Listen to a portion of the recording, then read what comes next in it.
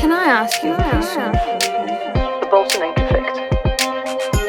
Welcome to the Bolton Ink Effect podcast, Zoe. It's nice to have you in the studio with us this morning. Thanks for having me.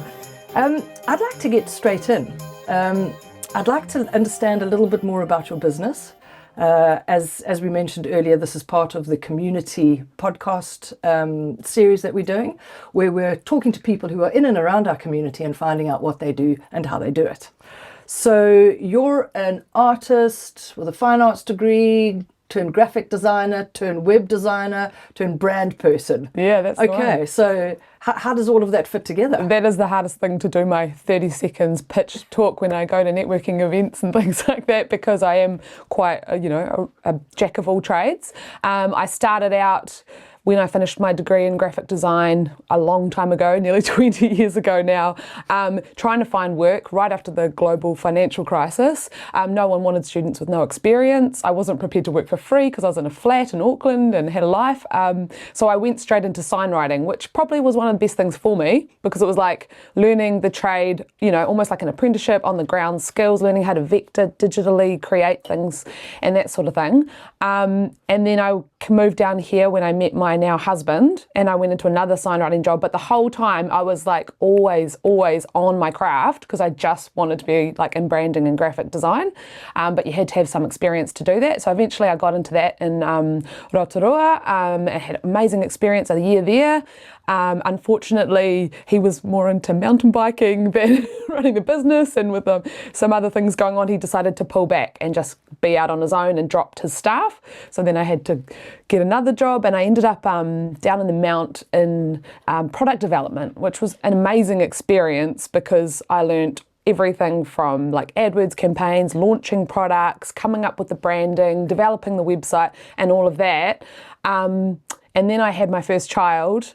Didn't want to go back into those 50-hour grind weeks. There wasn't a flexible option. So I really took that maternity leave and was like, what do I want to offer the world?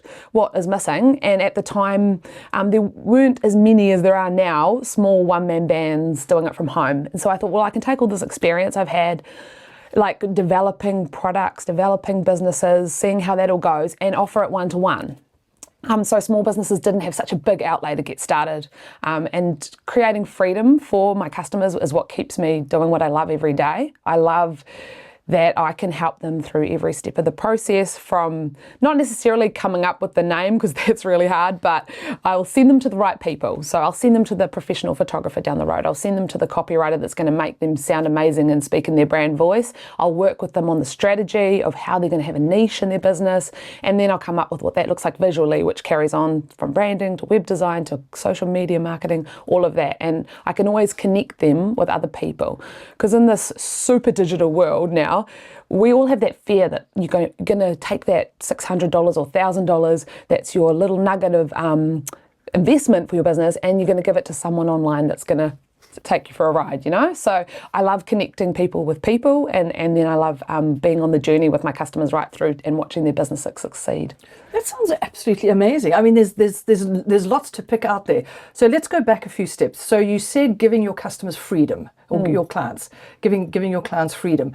So what you mean by that is they then get to operate in their own sphere of their business, whatever that is, whether they're, what are some of your clients? That's the hardest thing. When I'm trying to advertise what I do online, they're all sorts of people. And I've worked in different like networking groups and like with mentors and all those sorts of things. They say you should niche, but niching can get a bit boring. Like if I said I only work with women who do like sound bowls or wellness, then I end up working with, and also then it's tricky because they're in competition with each other, and they might not like it that I'm, working with all their competitors. So that's a tricky thing as well. So it's really interesting. Each thing I go into, I just learn all about that. I just absorb myself in their world. So yesterday, for example, I was building a website for a fence and decking company that's local, and I came out of my office after like a good 6 hours at the computer, and I was looking outside and I was like, I know that's a horizontal paling fence, and that's a security fencing for a school, and that's like my vision was just all the types of fencing. So yeah, it's just really interesting to learn about all the different businesses and what they do, and get absorbed in their world. So once again, go back 2 steps. How do you find all your customers and the clients that you work with? So I'd be very keen to find out how you do that, and if you have any advice for other people who are looking. And then let's talk a little bit about how you formulate that strategy. So let's do the how we find clients bit first. So in the beginning, it's really tricky, and obviously I help clients with this as well. You're starting out and you get your website live and you think, oh, I've got to be ready because I'm going to get this rush of people, and it just doesn't work like that. It's a slow build. When it comes to social media and having a website presence, it can take at least 3 months to start getting traction with your SEO, your search engine optimization. And do you do that SEO? Yes, I do that as part of that puzzle of web design. And then obviously social media, that can take 18 months to get a good following. So I always say to people, if you want to get customers, you need to get face-to-face. You need to get into those networking groups. You need to, if you've got no work at all, just offer your services at a discounted rate and then get some word of mouth happening after they've worked with you.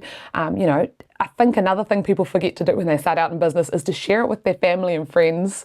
They'll go to a Christmas party and they'll forget to say, hey, I've actually just started this business and I'm doing this, and if you have anyone you know. And sometimes you might feel disheartened if you go to networking because you meet all these people and you think, oh, none of them are really relevant to me. But I've had people come to me and say, so-and-so told me to come to you, and I'm like, I don't even know who that person is. And so that's somebody that you would have got through a networking. Yeah, maybe networking, or maybe fantastic. Someone someone at networking, they pass that on to someone else. Like sometimes people say, oh, your friend blah, blah. I'm like, I don't know who that is. I don't have a friend called Fred. But I'm like, oh, amazing. And then I'm really lucky that would be sort of a part of my business and how I get clients. But another way is I'm a Wix partner. So Wix is a platform you build websites on. And in the time I've been building with them over a decade now, I've become a legend status partner, which means I've built over 60 websites with them, and I'm like a trusted partner with them. I have a partner manager, and they have what's called a marketplace where leads are sent through. So sometimes I've actually restricted mine to New Zealand and Australia just for time zone purposes, but sometimes it could be someone just down the road. They've gone into Wix, they've become overwhelmed, or they have an existing Wix site that they want done better, and they'll put into Wix, I want an expert to help me, and it might put my name forward. So Wix usually gives them about 3 or 4 options, and then I get the opportunity to put a proposal to that person for what they're after. Oh, that's fantastic. And that really got me through some tight times, definitely, yeah. Okay. And so then back to the strategy question. So how do you break down the business? What is your process for saying, this is where the customer is, this is where they need to get to? What's your process in between? Yeah, so that can be really tricky because usually start with an onboarding call and ask a lot of questions, see where they're at, because you never quite know what stage of business people are in and how much they know. One of my taglines is, you don't know what you don't know. I think that's one of Oprah Winfrey's sayings, but I've had clients say, well, actually I've worked in marketing, so I do know what I do know. And then you talk to them and you go, yeah, but marketing is changing all the time. I am constantly in it, and I'm still just pedaling to keep up with all the changes. So when people are running their own business and they're doing what they do, and they're also doing everything else, they do need an expert to step in. So strategy from the start starts with a workbook. So I give them an online workbook, and I often get the feedback. And is this one you've developed yourself? Yeah. And I often get the feedback from people, I never thought of that. I never thought of this. And it actually helps them in their business really objectively look at what they're doing and why they're doing it and who they're trying to work with. So once we develop who their ideal customer is, who they're targeting, then we can actually come up with what that looks like. So then we brainstorm in Pinterest, and we go and look at their competitors and stuff like that. And then we find out what's a yes and what's a no. And so it's really pulling out, so I don't get those people that go, I really love purple, and it's like, well, you might love purple, but what does purple say about your business, and what do your customers like, and what does purple communicate to them? So it's really a guiding process from the beginning of teaching them about what branding is. Because it's visual, a lot of people don't actually understand the language around it, or they don't even consciously recognise what they're seeing and how it's influencing them. So it's always a bit of a consultation at the start.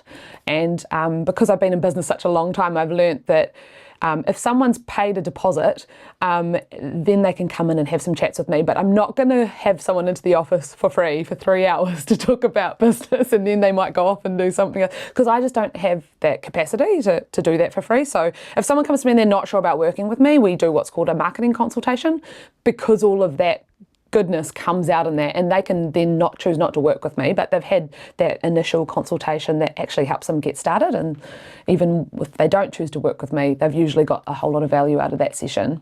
Okay, so let's say that they do choose to work with you. You've got this workbook, and that's something that you've obviously put together over the years and refined. And so that gives you the foundation for what it is that you need to do with the business. You talk about the goals, you talk about what they want to do, and you do things over a 2 and a 5 year period with them. So you ask them to look into the future. And, Yeah, for sure. Yeah, that's right. And then, so what happens when you're stuck? Yeah, so obviously that's a thing that comes up, and I've developed a few strategies over the years of business of doing that. At the beginning, obviously you take everything you can get. You're like, I just want to work and I love doing what I do.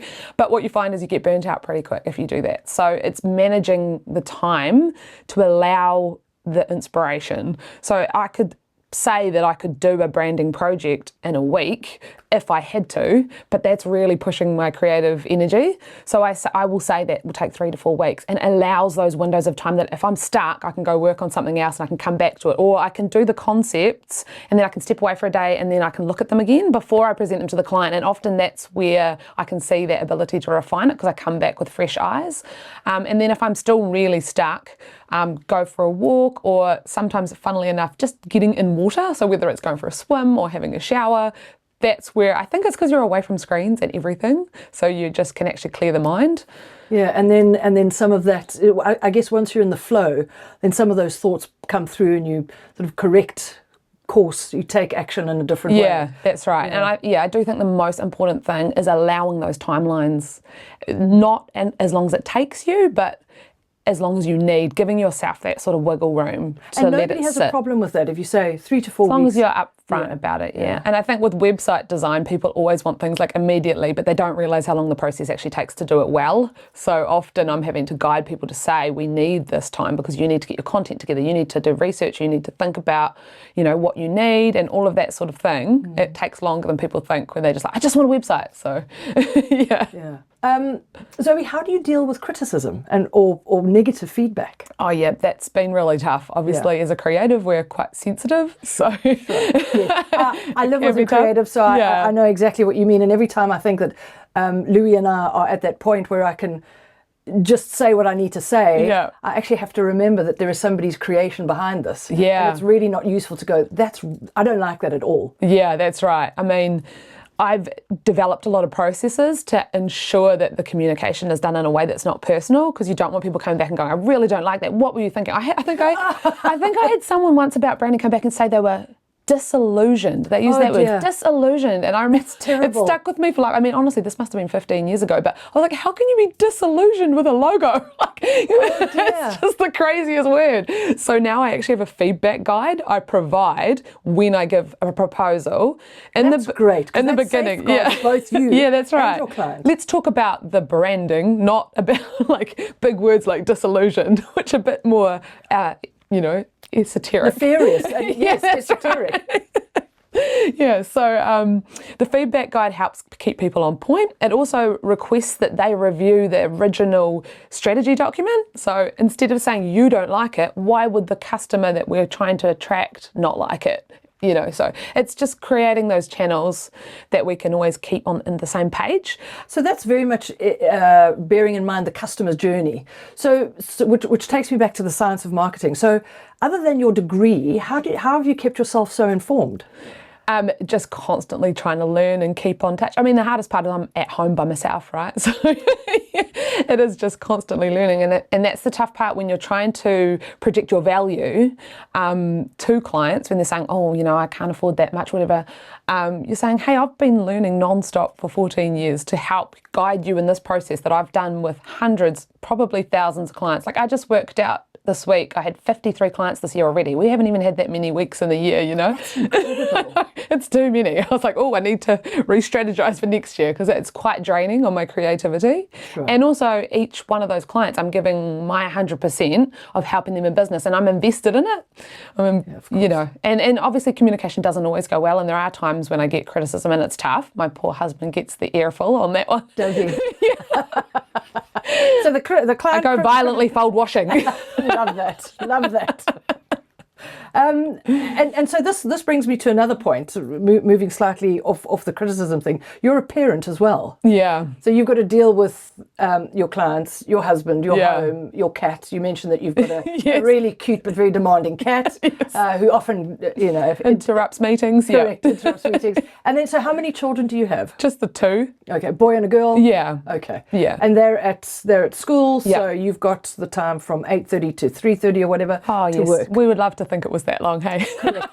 Correct. In an ideal world. Yeah, because there's no washing and there's no shopping and there's life no house admin. cleaning and there's no... There's some good TikTok reels about their life admin, eh? Yes, absolutely. Kids have I feel like I'm a whole PA for my children now. Well, of course you are. Yes, of course you are. And it generally happens as they're rushing out the door. Where are my shoes? Where's my drink bottle? And I do have those kind of relationships with clients where they'll text me on a Saturday and they'll have broken their website, and I'm like, because I was at my daughter's whole dance show on the weekend and I got this text at my client. I was like, why is she doing this on a Saturday? I can help her Monday to Friday, but I'm not at my desk on a Saturday, so it's tricky.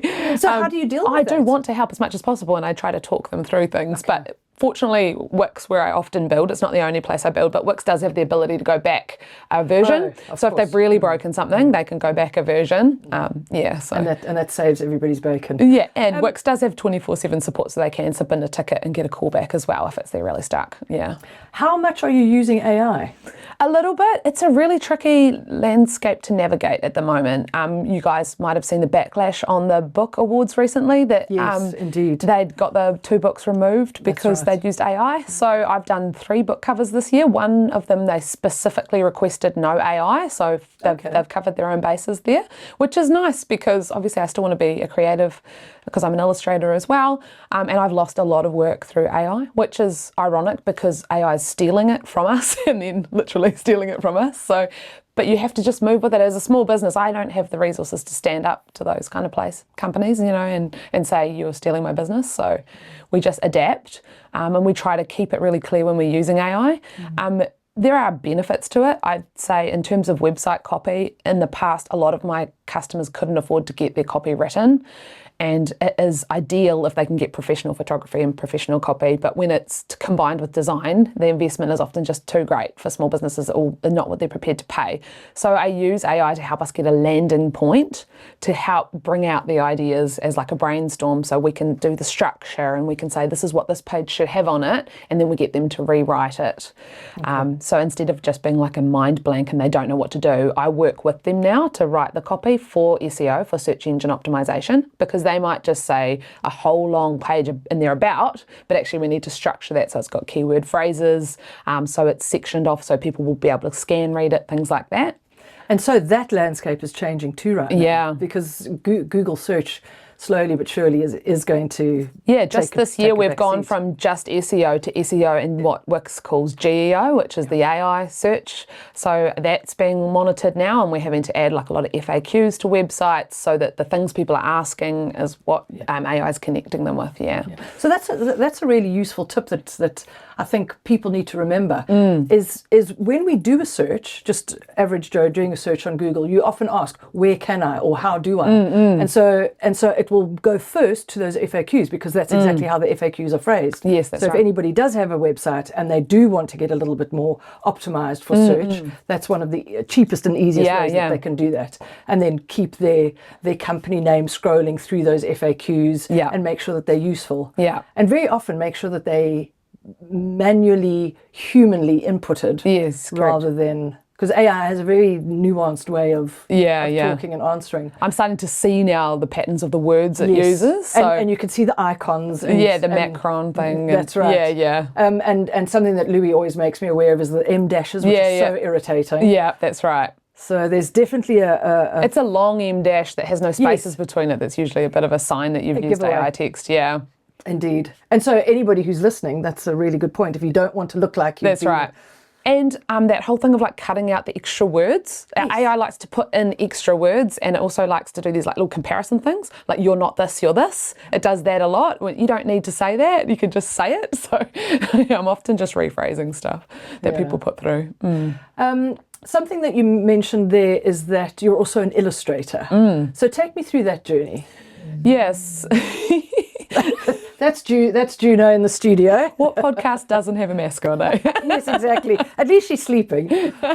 Snoring, but So I've always been art-based from the beginning when I was a child.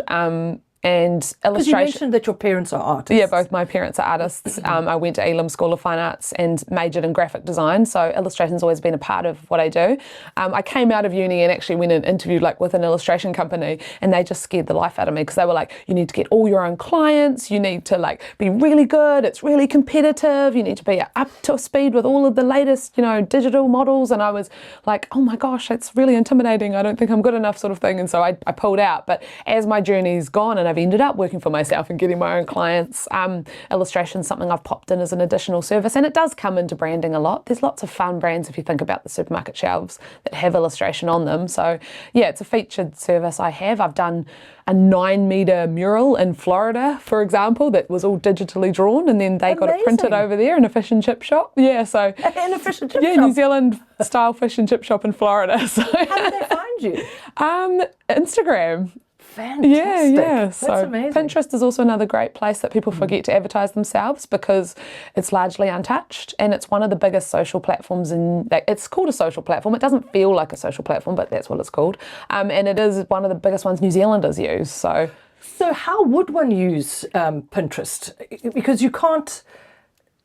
Or should I say, what sort of a business would use Pinterest? Well, you can provide ads, but people are going on there for sort of DIY stuff. So if you're offering help with like maybe how to build your own website or marketing strategies or how to do social media, you can have like a little picture that shows like a link, and then that links to your blog or your podcast or your social media or whatever like that. So you'll see that kind of thing popping up through there. Videos work quite well in there too. If you've got a little intro video where you're helping someone with something. Yeah, that was quite a pointed question because Pinterest is something I just don't use. Yeah, and there's actual whole marketing companies now that aim at teaching people how to use Pinterest. So I think there's a local woman I met that does it as well. So yeah, it is teaches really people undervalued. how to use Pinterest. Yeah, for their business. So. Oh, really? That's interesting. Yeah. There's so many platforms, eh? there are. So do you use LinkedIn as a platform? I'm pretty naughty on LinkedIn, I have to say. I mean, I do try to, but I had someone contact me through LinkedIn, like in a business-to-business kind of way, and she was like, I see you're not very active on here. I was like, felt like I'd got a slap on the wrist, and I was like, I try to be active everywhere, but yeah. Because if you took a particular post that you put on Facebook, Instagram, and Pinterest, it would be just as easy for you to create a LinkedIn post? Yeah, and they are all different audiences, so you just kind of slant them a little bit differently. Blogs are really good to share on LinkedIn because often that's informational and people are looking for interesting articles and things. And people are also looking for a how-to. Yeah. And so that's such a useful tool, and it shows that you're really engaged with your audience, helping people get to a solution. AI is a really good way also to come up with blog ideas because blog's really good for your SEO. But I also, old school styles, really use the opportunity of if something keeps coming up with a client that they keep wanting information about, I go, hang on, this has come up last week and this is information people need. So that's when I go and sit down and put a blog together about that. And then if I get asked it again, I go, I've actually got a great blog on this, with links and stuff. So go and have a look at this. And it saves me having to repeat myself on the same information, but it's also providing, that search engine optimization for me with all those valuable keywords that are in that blog. Interesting. Tell me, Zoe, this year, a lot of Kiwis have said that they found it particularly rough. And so financially... Especially retail, yeah. Correct. We're being compared with the crash in 2008. Your business has been quite fluid and steady because you've had 53 clients, as you mentioned. But what are you reading from the market? I definitely took a hit this year. Okay.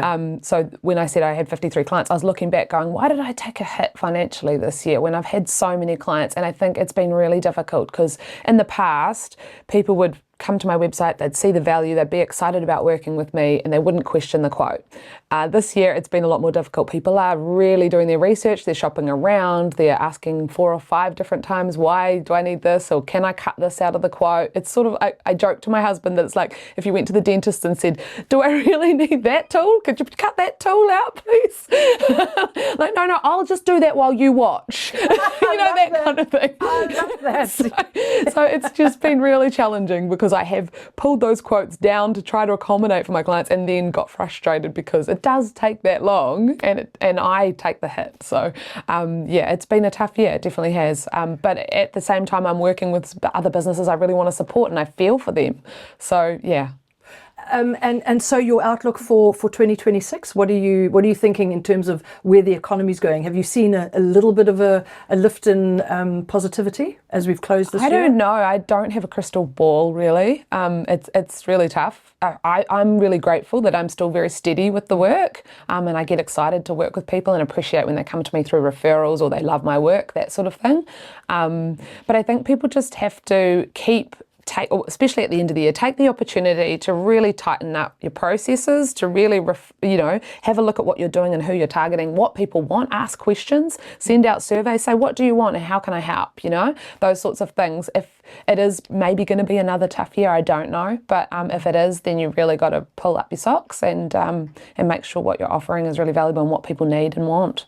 I think if it is going to be another tough year, I think we're going to definitely see a number of small businesses closing. It's been really heartbreaking this year, the amount of people I've worked with where I've built their brand up and, worked with them on their websites and they've told me they're closing or they need to shut down their website or whatever. That's really heartbreaking because I am really invested in my client's success.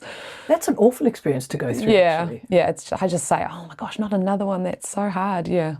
Yeah, so a couple of weeks ago, within the space of, I think, 2 or 3 days, I met 3 people who, one was closing their business, one had been made redundant, and the other, 2 of them had been made redundant and one of them was closing. And then the next week, I heard of somebody else who had that situation. And it does make you sort of think, are we doing the right thing by owning our own businesses? So that brings me to another point. Do you ever have a Seek week?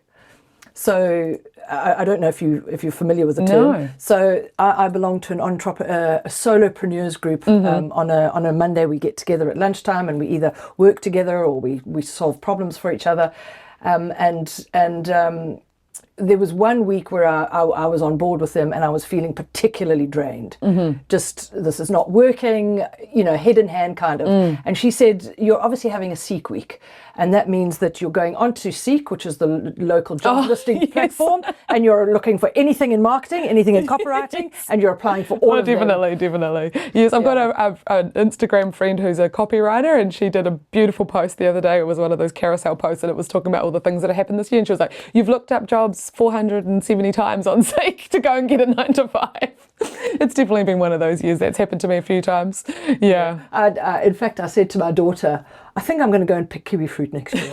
I said it quite flippantly. Yeah. And I wouldn't mind going to pick kiwi fruit because you're outdoors and you're in the beautiful. You're probably tall enough too. I'm exactly. not. Or short enough. I'm not sure which one you need to be.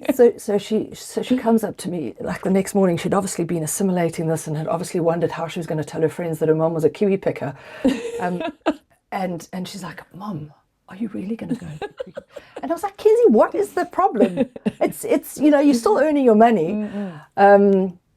But yeah, that's the thing with kids. So how do your kids feel about your business? Are you a good role model for them in terms of being a solopreneur and being an entrepreneur?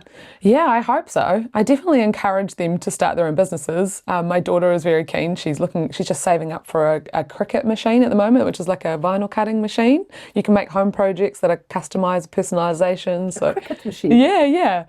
So that sounds interesting. Yeah, it's a kind of a crafters type thing, but yeah, she's looking at her business model. But it's a personality thing at the end of the day. And my husband had his own business for a while and it wasn't for him. And I think my son's a lot of the same track. Some people do really well working for themselves with the freedom, but you also have to be really good at time management and really self-driven. So when people say, oh, should I go do this business? I say you need to be passionate about it because there's going to be days when you don't feel like working and the ocean looks beautiful and you could just not work, but you don't get paid if you don't work. And I do say that to my children a lot when they're putting pressure on me.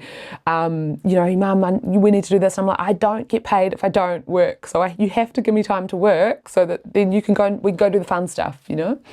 So, but do you give yourself permission? To do the fun stuff. I've occasionally definitely learnt over the years. I think the first 2 years of business is when you burn yourself out. You go hard, you work till 1 a.m, 4 a.m, you know, you take every project that comes, and then eventually you learn it's not sustainable. You have to pace yourself. So I think in the beginning I'd work till 4 a.m, and then I wouldn't be able to go to the gym the next day, and I'd be so tired and I'd feel like I have a newborn sort of thing. And then I learned, no, I've got to have those routines of going to the gym every morning. So I have to stop work at 10:30 if I've got a deadline. I still have to stop myself because otherwise it ruins the whole next day. So yeah, I'm definitely all about balance. And I see a lot of my friends working for other people and just burning themselves out. And I think, well, what are we here for on this earth if we're not enjoying each day? So it definitely is something I focus on, is the balance, even though it makes me feel a bit slacker than all my very ambitious friends. Yeah, there's that thing that you have to weigh up.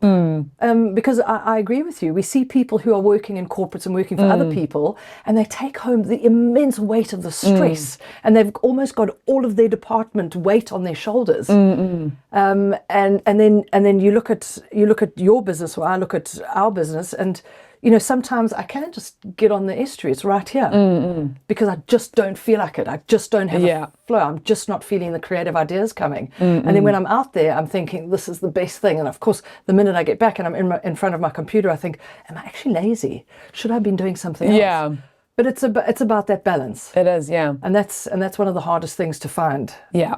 When you're at home alone and you're working. Yeah, and sometimes I feel like I'm being naughty when I'm working on my own website, which is such a funny feeling. I have to remind myself it's actually part of my business. It's part of your business. It's not like sneaking out to work on my website, but I feel like I'm cheating on my clients when I work on my own things.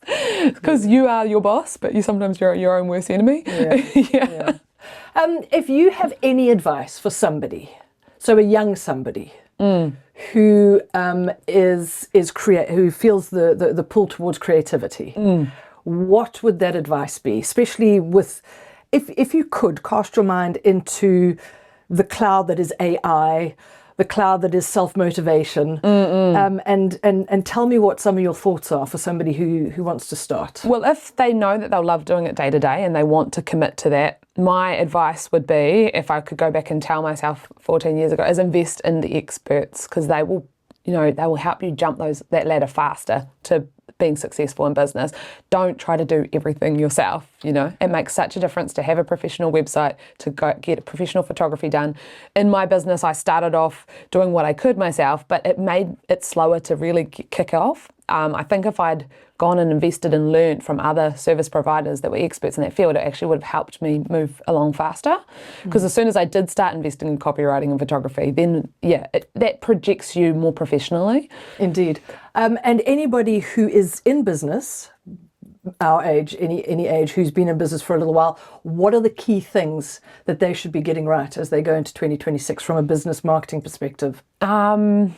Well, it's a really tricky landscape now. Who knows who's going to have a job? I mean, some of these podcasts are predicting 23% of jobs are going to be replaced, sort of thing. So I think the most important thing is to ensure you keep learning and investing in, whether that's investing or just looking things up that you can find for free. Keep learning, keep on top of what people need, because there are jobs that will disappear. So don't just keep trying to slug it out in something that may have already been replaced. Like, for example, I've done a lot less brands this year because I think people are going to AI because of the economy.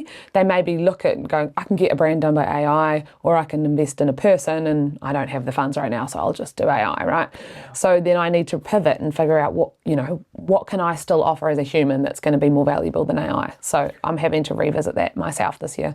And a couple of small tips as we leave. SEO for your website, FAQs, some professional photography, even if you are going to AI to write some of that copy. Make sure that you've tailored it so that it still sounds human. Networking. Yeah. That's really important, going out to whether it's the BNIs. And keep learning. And keep learning. Yeah, those are some But for also, just on a final note, for creatives looking at doing it as a job, one thing I have kept separate all these years is my art business. So I have Case in Point Design Studio, but I'm also Zoe Sizemore artist.